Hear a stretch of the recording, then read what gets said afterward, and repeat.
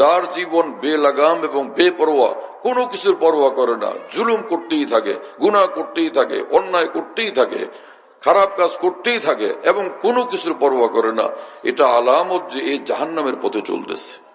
কি কথা বুঝেন নাই? দুইটা রাস্তা, একটা রাস্তা হলো সে মক্কা শরীফ যাওয়ার রাস্তা, আরেকটা রাস্তা হলো জার্মানি যাওয়ার রাস্তা বা রাশিয়া যাওয়ার রাস্তা। যদি এই লোক এই মক্কা শরীফ যাওয়ার রাস্তাতে হাঁটে, শেষ গন্তব্য তার মক্কা শরীফ হবে। আর যেই লোক রাশিয়ার রাস্তাতে হাঁটবে, শেষ পর্যন্ত কোথায় পৌঁছবে? রাশিয়াতেই পৌঁছবে। আমার প্রিয় বন্ধুরা, ইমানের রাস্তায় যে হাঁটবে তার ঠিকানা জান্নাত, নামাজের রাস্তায় যে হাঁটবে তার ঠিকানা জান্নাত, ন্যায়ের পক্ষে ইনসাফের পক্ষে যে থাকবে তার ঠিকানা জান্নাত, সর্বক্ষেত্রে সর্ববিষয় আল্লাহকে যে ভয় করবে তার ঠিকানা জান্নাত। আর যে জিনার পথে চলবে, ব্যভিচারের পথে চলবে, তার ঠিকানা জাহান্নাম, জুলুমের পথে চলবে তার ঠিকানা জাহান্নাম, পরের হক নষ্ট করবে তার ঠিকানা জাহান্নাম, যে অন্য মানুষকে লাঞ্ছিত অপদস্থ করবে তার ঠিকানা জাহান্নাম। কি অবস্থা আজকে আমাদের, যে আমরা পরোয়াই করি না যে নামাজি, আমি দিনদার, আমি বড় ঘরের সন্তান, আমি বড় অভিজাত, আমি যা খুশি তা করব, এটা কোনো ক্রমে হইতে পারে না। রাসূল পাক সাল্লাল্লাহু আলাইহি ওয়াসাল্লাম বলেন যে আল মুমিন মান আমিনাহুন নাস আলা দিমাইহিম ওয়া আমওয়ালিহিম, তুমি ঈমানদার তখন যখন তোমার চরিত্র, তোমার ঈমান এতটা মজবুত যে সব মুসলমান তোমাকে এত বিশ্বাস করে যে এই লোকটার দ্বারা আমার সম্পদের ক্ষতি হইতে পারে না, এই লোকটার দ্বারা আমার জীবনের কোনো ক্ষতি হইতে পারে না, এই লোকটার দ্বারা আমার সম্মানের কোনো ক্ষতি হইতে পারে না, এমন পজিশন যখন কারো অর্জন হয় তখন সে ঈমানওয়ালা। কি কথা বুঝতেছেন প্রিয় বন্ধুরা?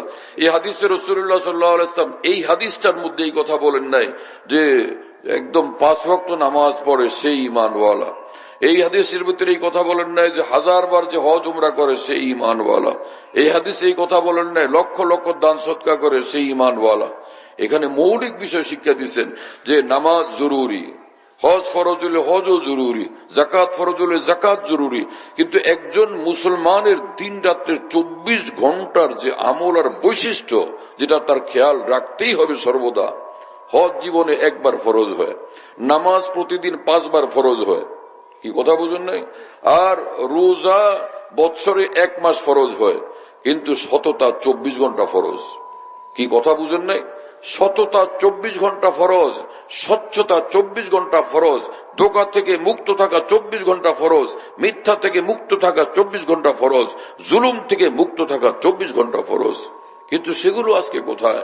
যাদের মধ্যে নামাজ আছে, যাদের মধ্যে বাহ্যিকভাবে দ্বীনদারি আছে, জবান ঠিক নাই, জবানের দ্বারা মানুষকে আঘাত করতে থাকে, কষ্ট দিতে থাকে, গালাগালি করতে থাকে, অপমান করতে থাকে, বেইজ্জত করতে থাকে। রাসূল পাক সাল্লাল্লাহু আলাইহি ওয়াসাল্লামের নিকট একবার এক সাহাবী আসলেন এবং বললেন যে ইয়া রাসূলুল্লাহ, আমাদের এলাকায় এক মহিলা আছেন, খুব দিনদার, খুব নেককার, খুব নামাজি, খুব দান সদকাকারী, নামাজ আর নামাজ, নামাজ আর নামাজ, নফল নামাজ আর নফল নামাজ, একদম মানে এবাদতে মশগুল। সে আমাদের এলাকার বিখ্যাত এবাদতকারিণী রূপে পরিচিত, আর দান সদকা 2 হাতে করতে থাকে, এত এবাদত, এত আমল, আবার নফল রোজা রাখতেই থাকে, নফল রোজা, নফল রোজা, নফল সদকা, নফল সদকা, নফল নামাজ, নফল নামাজ, এত বেসুমার তার ইবাদত যে আশ্চর্যজনক। এরকম মানুষ কম হয়। আরে ভাই কি করতেছেন আপনি? সরেন, পিছনে যান, যান পিছনে যান।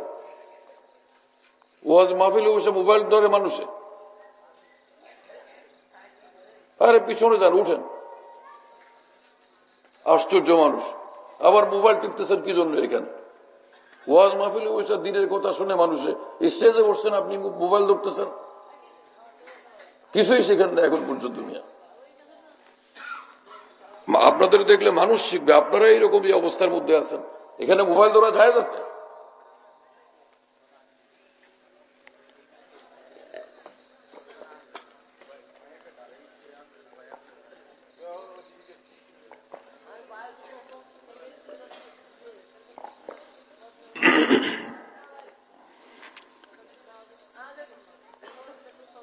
তো এতটুকু এতটা ইবাদত বন্দেগী ওই মহিলার, ইয়া রাসূলুল্লাহ, একটা খালি ত্রুটি তার মধ্যে আছে, সেটা হলো এই মহিলার দুর্ব্যবহারে সমাজের লোক অতিষ্ঠ। কি কথা বুঝেন নাই? আমলের পরিমাণ কি পরিমাণ, নেক আমল আর নেক আমল, নেক আমল আর নেক আমল। তার মানে আজকের সমাজে যদি কোনো মানুষ দেখতো যে একটা পুরুষ লোক কিংবা একটা মহিলা আমাদের সমাজে, মানে যেখানে মসজিদ সেখানে দান, যেখানে মাদ্রাসা সেখানে দান, যেখানে গরিব সেখানে দান, আর মসজিদের প্রথম কাতারে তাকে পাওয়া যায়। কি কথা বুঝেন নাই? মসজিদের প্রথম কাতারে প্রতি বছর হজ উমরা। প্রতি বছর হজ উমরা কি ফরজ না নফল? কি প্রতি বছর হজ উমরা করা ফরজ না নফল? নফল। প্রতি বছর হজ উমরা।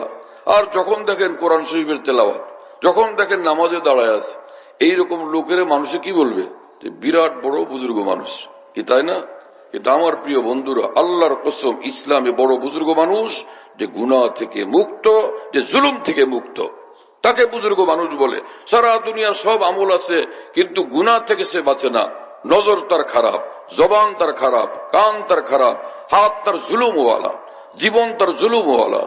গুনাহ আর জুলুম দুই জিনিসের যে কোনো একটা যার মধ্যে আছে, লক্ষ কোটি ইবাদত সত্য, সে আল্লাহর ওলি না, সে কোনো বুজুর্গ না। রাসূলুল্লাহ সাল্লাল্লাহু আলাইহি ওয়াসাল্লাম যখন শুনলেন এই কথা, যে এই মহিলা এত ইবাদত বন্দেগীওয়ালা, কিন্তু সে মানুষকে জবানের দ্বারা কষ্ট দেয়, রাসূলুল্লাহ সাল্লাল্লাহু আলাইহি ওয়াসাল্লাম পরিষ্কার ভাষায় বললেন, হিয়া ফিন্নার, এই মহিলা সোজা জাহান্নামী। নাউযুবিল্লাহি তাআলা মিন যালিক। এই ঘটনা থেকে আমরা কি শিক্ষা পাইলাম? মানুষের উপর যে জুলুম করবে, মাখলুকের উপর জুলুম করবে, সে সোজা তার জাহান্নামে পৌঁছতে হবে। কি কথা বুঝেন নাই? ঠিক ওই সাহাবী একটু পরে বললেন, ইয়া রাসূলুল্লাহ, আমাদের এলাকাতে আরেকটা মহিলা এরকম আছেন, নামাজ তার ফরজ নামাজ আদায় করে, রমজানের রোজা রাখে, হালাল খায়, গুনার কাছ থেকে বাঁচে, কিন্তু এত নামাজ, এত নফল নামাজ তার নাই, এত নফল রোজা তার নাই, এত নফল দান সদকা তার নাই, কিন্তু তার জবানের ব্যবহারে মানুষ খুশি, কেউ তার উপর অসন্তুষ্ট না। রাসূলুল্লাহ সাল্লাল্লাহু আলাইহি ওয়াসাল্লাম বললেন পরিষ্কার ভাষায়, হিয়া ফিল জান্নাহ, এই মেয়েটা এত কম ইবাদত সত্য, কম আমল সত্য, নিঃসন্দেহে সে জান্নাতে প্রবেশ করবে। কেন? কি ব্যাপার? কিসের গুণটা? যে ফরজ তার ঠিক আছে, ওয়াজিব তার ঠিক আছে, জুলুম থেকে, অন্যায় থেকে, বেইনসাফি থেকে সে মুক্ত, তো এই লোক সোজা জান্নাতে চলে যাবে। শুনতেছেন আমার প্রিয় বন্ধুরা, আমার ভাইয়েরা, বুঝার চেষ্টা করি। কোরআন শরীফের এক আয়াত আছে, ইন্নাল আবরার লাফি নাঈম। আল্লাহ পাক পবিত্র কোরআনে বলেন, নিঃসন্দেহে নেককার যারা, নেক কাজ যাদের জীবন, এই সব মানুষ জান্নাতে বড় আরামের মধ্যে থাকবে। নেককার মানুষ, আল্লাহ ওয়ালা মানুষ, ভালো মানুষ, দিনদার মানুষ, এরা সব জান্নাতে অফুরন্ত নেয়ামতের মধ্যে থাকবে অনন্তকাল যাবত। তো এই নেককার মানুষ কারা? আমরা এরকম মনে করতে থাকি, উনার কোর্তা লম্বা, দাড়ি বড়, সব সময় মেসওয়াক পকেটের উপরে থাকে, মাথায় পাগড়ি আর হাতে বুখারী শরীফ, ইনি নেককার মানুষ। কি কথা বুঝেন নাই? আমরা এই লোকের নেককার মনে করি, এতে কোনো গুনাহ নেই, এতে সওয়াব। কারো প্রতি কুধারণা করলে সেটা গুনাহে কবিরা, আর একটা মাত্র গুনাহে কবিরা যথেষ্ট কাউকে জাহান্নামে নেওয়ার জন্য। যেমন ওই মহিলাটার সব নেক কাজ, একটা মাত্র গুনাহে কবিরা ছিল, সেটা তাকে জাহান্নামে নিয়ে যাইতেছে। কি কথা বুঝেন নাই? তো নেককার মানুষকে কোরআন সুন্নাহর আলোকে বিখ্যাত তাবি হযরত হাসান বসরি রহমতুল্লাহ আলাইহি, যিনি হযরত আবু হুরায়রা রাদিয়াল্লাহু তাআলা আনহুর শিষ্য, বিখ্যাত সাহাবী আবু হুরায়রা রাদিয়াল্লাহু তাআলা আনহুর শিষ্য, সেই হযরত হাসান বসরি রহমতুল্লাহ আলাইহি তিনি বলেন, আল আবরার আল্লাযীনা লা ইউযুনা যাররা ওয়া লা ইয়ারদাউনা শাররা। কোরআন সুন্নাহর আলোকে আল্লাহ রাসূলের দৃষ্টিতে নেককার মানুষ তারা যারা কোনো গুনাহের কাজে রাজি হয় না, অন্যায় কাজে রাজি হয় না, এবং একটা পিঁপড়াকে পর্যন্ত কষ্ট দেয় না। শুনতেছেন আমার প্রিয় বন্ধুরা? কোন মাখলুক তো দূরের কথা, কোন মানুষ তো দূরের কথা, একটা পিঁপড়াকে পর্যন্ত কষ্ট দিতে রাজি হয় না, যে না এটা আল্লাহর এক মাখলুক, আমি তাকে কষ্ট দিব না। এইরকম মানুষটাকে নেককার বলে। কি শেষ হয়েছে? বসেন এখন এখানে এসে, নব সব বসেন এখানে। এটা তো সতর্ক সংকেত ছিল, ওইটা পিছনে বসানোর জন্য তো ছিল না। মাশাআল্লাহ। তো শুনতেছেন প্রিয় বন্ধুরা, এই যে হাজার ওয়াজ, হাজার বক্তৃতা আমরা শুনতেছি, কিন্তু আমরা মানুষ হওয়ার সামান হাতে নেওয়া দরকার, যে আমার এই কাজটা করতেই হবে, এইটা কিন্তু ছাড়া যাবে না। আমি জীবনে হজ করতে না পারলাম, আমি জীবনে উমরা করতে না পারলাম, আমি বড় রকমের কোন একটা মাদ্রাসা করতে না পারলাম, আমি একটা বড় মসজিদ করতে না পারলাম, আমি পারি না, আমার ক্ষমতায় কুলায় নেই, আমার সামর্থ্যের কুলায় নেই, কিন্তু যে কাজটা আমি করব সেটা হলো যে আমি তো কোনো ক্রমে গুনাহ করব না, আমি কারো প্রতি জুলুম করব না, আমি কারো হক কখনো নষ্ট করব না।